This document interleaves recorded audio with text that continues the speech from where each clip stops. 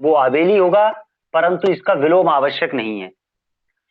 तो विलोम के लिए हम क्या है, कंट्राडिक्टरी एक एग्जाम्पल देंगे, कि एक ऐसा एग्जाम्पल देंगे जिसमें ग्रुप तो ग्रुप जो होगा वो आबेली नहीं होगा, परंतु उसके, सॉरी उल्टा एग्जाम्पल देंगे, अवशेष वर्ग तो आबेली होंगे परंतु वो ग्रुप आबेली नहीं होगा, है ना। तो पहले फर्स्ट पार्ट को प्रूफ करते हैं।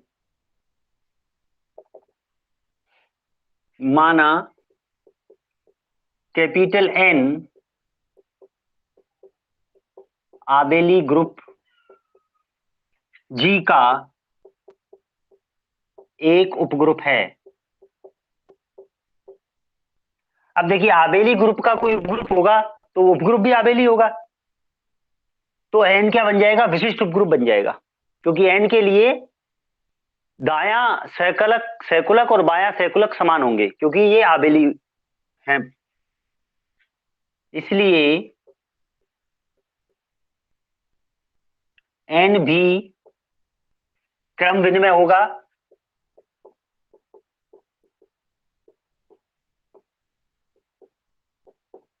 एन भी क्रम विनिमय होगा, अतः एन ग्रुप जी में विशिष्ट उपग्रुप है।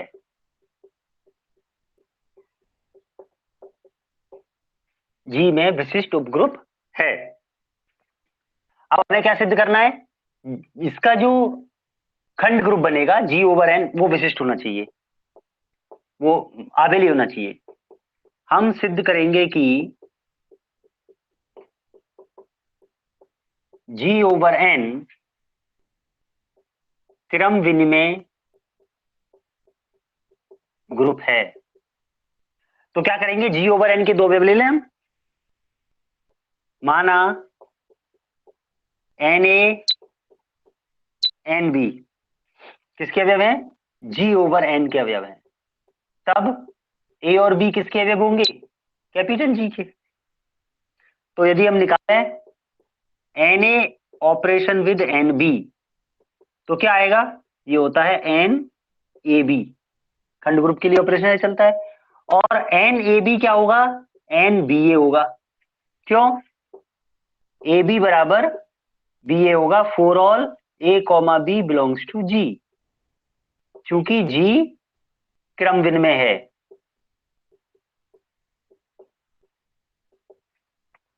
ठीक है, तो एन बी ए को लिख सकते हैं N B into N A. तो N A into N B करने पर N B into N A आता है। इसका मतलब ये हो गया कि जी ओवर एन क्रम विनिमय समूह है।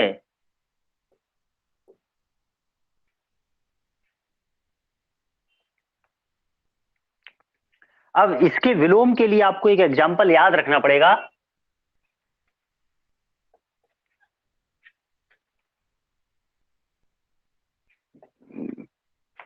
इसका पार्टी जी है,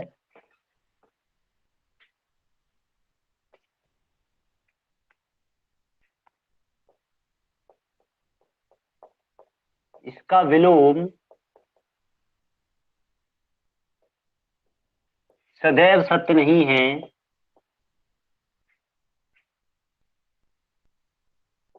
सदैव सत्य नहीं है,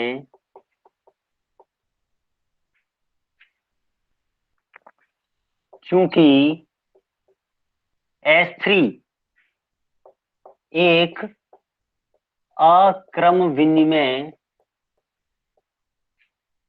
ग्रुप है,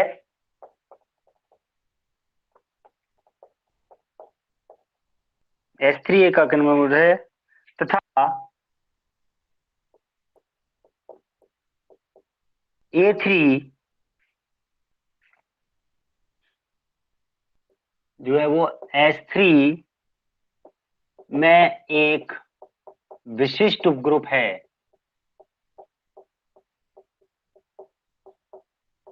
ये बनाया था ना पिछले एग्जाम्पल में हमने, ठीक है। इसलिए S3 ओवर A3 एक खंड ग्रुप है।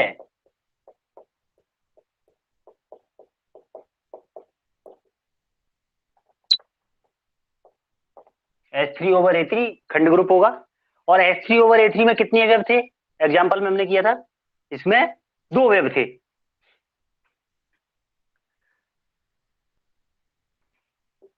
H3/A3 में केवल 2 अवयव हैं,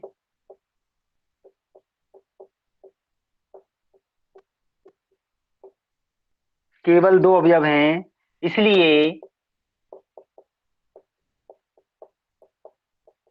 क्रम विनिमय, इसलिए क्रम विनिमय है। H3/A3 में 2 अवयव हैं, इसलिए ये क्या है? क्रम विनिमय है। और H3 जबकि अक्रम विनिमय है। तो खंड ग्रुप है वो तो क्रम विनिमय है, परंतु ग्रुप क्रम विनिमय नहीं है। ठीक है, तो पिछली क्लास में जो उन्होंने एग्जाम्पल किया था, वो एग्जाम्पल इसमें काम आता है हमारे।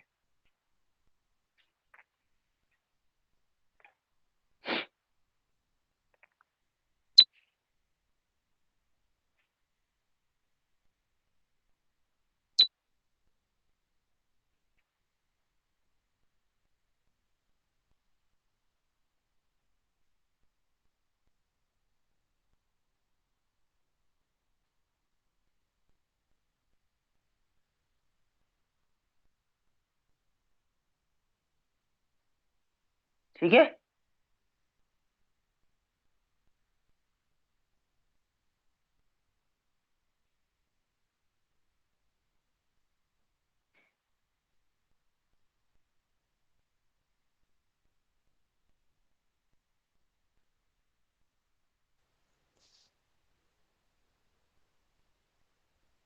बताइए। सर इसमें जी आगे और समझ में एन, हटा दो। जी और एम का विलोम क्या है? नहीं, G/N का विलोम नहीं। पहले तो आपने क्या किया, एन को आबेली ग्रुप, एन आबेली ग्रुप जी का उपग्रुप मान लिया। तो जी कैसा है? आबेली है। तो एन भी क्रम विनिमय होगा, यानी आबेली होगा।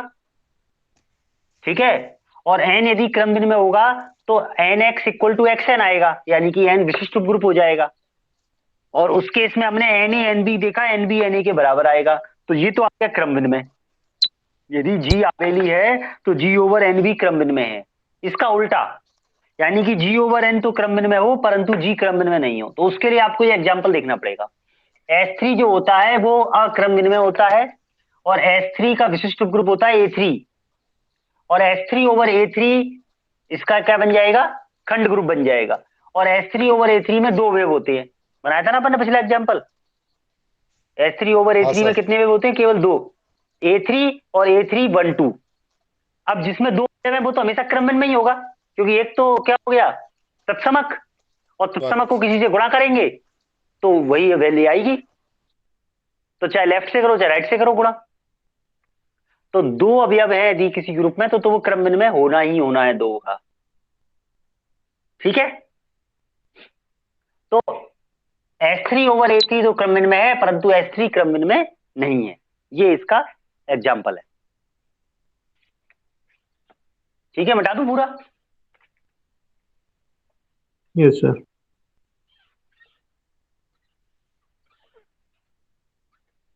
आई हुई है ये थ्योरम 2-3 बार।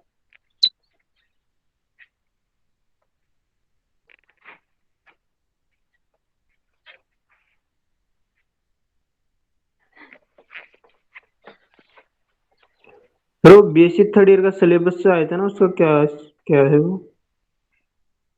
उसमें पूरा नहीं है सिलेबस, तुमने जो भेजा था मुझे भी हाँ मिला नहीं सर, उसमें वेबसाइट पे। 9 पेज आ रहे हैं सर उसमें। हाँ हाँ हाँ हाँ हाँ, वो पूरा नहीं है वो या तो किसी ने कुछ गड़बड़ की है उसमें। नहीं सर, वेबसाइट वेबसाइट पे पे और भी देख इतना ही लूंगा। है। हाँ सर, वेबसाइट पे भी यही इतने है। पढ़। हाँ, तो वही है कि वो 19 वाला जो सिलेबस है ना, 19-20 वाला, वही 20-21 में अप्लाई हो रहा कोई चेंजेस नहीं है। है। ऐसा है सर, है ना? हाँ कंपनी सर, का। फिर यही है। क्योंकि सर सेकेंड ईयर का तो अलग से आया है, कम से कम उसमें तो 66 पेज का लगभग PDF। हाँ, तो या तो ये PDF डालने में गलती हो गई है उनसे, यूनिवर्सिटी वालों से ही। हाँ सर, हो सकता है। इसमें तो पेज ही नहीं है। हाँ सर, इसे एक पेज सिद्ध में सर। कीजिए कि हाँ हाँ, उसमें है ही नहीं पूरा। चक्रीय ग्रुप का भागफल समूह, भागफल समूह चक्रीय होता है,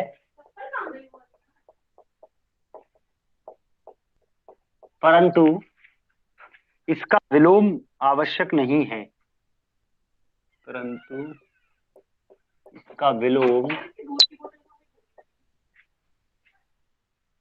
आवश्यक नहीं है,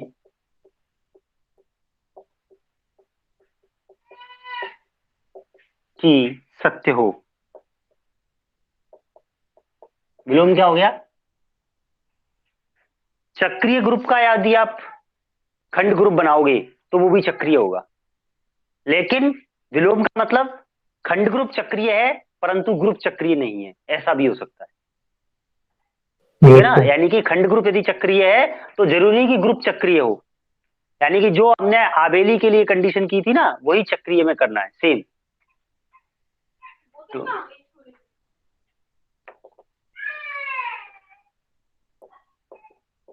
माना जी एक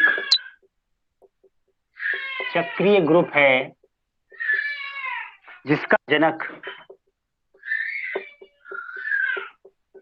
जनक स्मॉल ए है तथा कैपिटल एन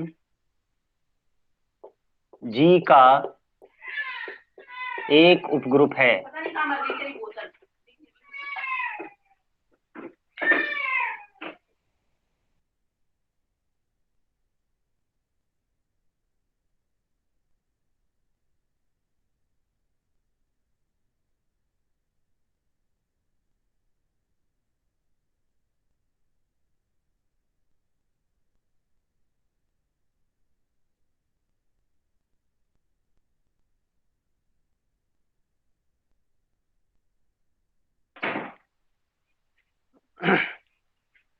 एन इसका एक उपग्रुप हो गया। तो देखो चक्रीय ग्रुप के लिए हमने थ्योरम किया था कि यदि जी चक्रीय ग्रुप है, इसका जनक ए है, तो जो एन होगा वो जी होगा, वो एक आबेली ग्रुप भी होगा।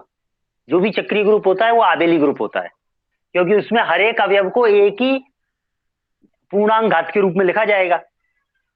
ठीक है ना? तो दो अवयवों को भी पूर्णांक घातों के रूप में लिखे जाएंगे, दो के दो अवयव। तो उस केस में वो क्या होगा? चक्रीय होगा।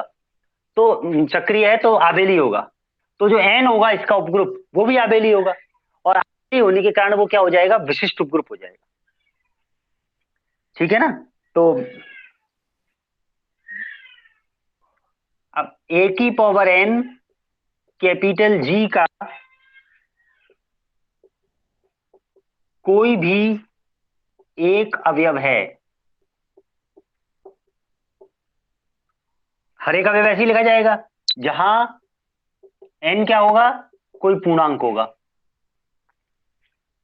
तो एन ए की पावर एन क्या होगा? किसका अवयव होगा? जी ओवर एन का अवयव होगा। जी ओवर एन में इसी तरह के अवयव आएंगे, जी के अवयव के साथ इसके सहकुलक बनाएंगे, तो जी के सारे अवयव एक ही पावर एन में लेके जाएंगे। तो इसका अर्थ क्या हुआ? एन ए की पावर एन का अवयव का मतलब हुआ एन के साथ आपने ए को ऑपरेट किया एन बार।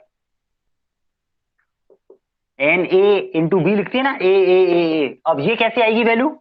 इसका मतलब है ये होगा N A N A N A N बार। और इस बात को आप क्या लिख सकते हो? इसको लिख सकते हो एन ए की पावर एन। बस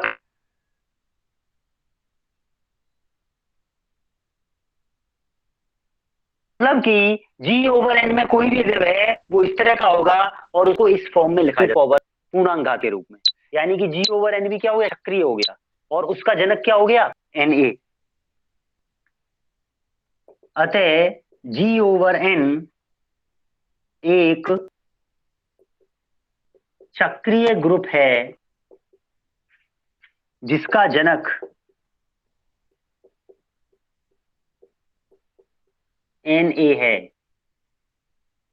क्योंकि हर एक अवयव Na की पावर के रूप में लिखा जाता है, परंतु इसका विलोम सत्य नहीं है,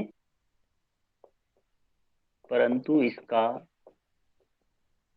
विलोम सत्य नहीं है, क्योंकि S3 चक्रीय ग्रुप नहीं है।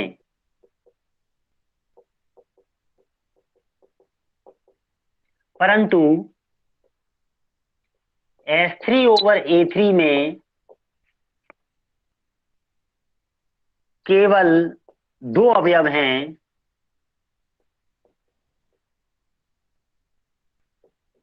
इसलिए यह चक्रीय ग्रुप है। ठीक है, तो इस तरीके से हम इसको प्रूफ कर सकते हैं। अब इंपॉर्टेंट बात यह है यहां पर कि S3 ओवर A3 में 2 अवयव है, तो ये चक्रीय कैसे हो गया? देखिए, 2 अवयव वाला कोई भी ग्रुप होगा तो उसमें एक अवयव आपका तत्समक होगा, एक अवयव कोई और होगा। ऑपरेट करेंगे तो E आएगा, E को A से ऑपरेट करेंगे तो A आएगा, A को E से ऑपरेट करेंगे तो A आएगा, और A को A से ऑपरेट करेंगे तो क्या आएगा? तो देखिए, A का प्रतिलोम तत्समक तो हो नहीं सकता, तो A का प्रतिलोम A ही होगा, यानी कि यहाँ E आएगा। इसका मतलब A की पावर 2 करने पर E आ गया, और इसमें कोई अवयव है ही नहीं, इसमें केवल एक ही अवयव है, वही इसका जनक हो जाता है, और दूसरा तत्समक अवयव है, और A की पावर 2 करने पर तत्समक। तो इसमें 2 अवयव हो गए, एक तो हो गया A और एक हो गया A की पावर 2 यानी कि तत्समक। तो ये जनक बन गया। तो 2 कोटि का कोई भी समूह होगा वो चक्रीय समूह ही होगा। S3 ओवर A3 2 कोटि का है, इसलिए वो क्या हो गया? चक्रीय हो गया। तो S3 तो चक्रीय नहीं होता, परंतु S3 ओवर A3 चक्रीय होता है। और S3 पिछली थ्योरम में हमने सिद्ध किया, S3 ओवर A3 क्या होता है? आबेली भी होता है, क्योंकि जो चक्रीय होती है वो आबेली भी होती है। Yes sir. ठीक है, इस तरह से हम इन दोनों को प्रूफ कर सकते हैं।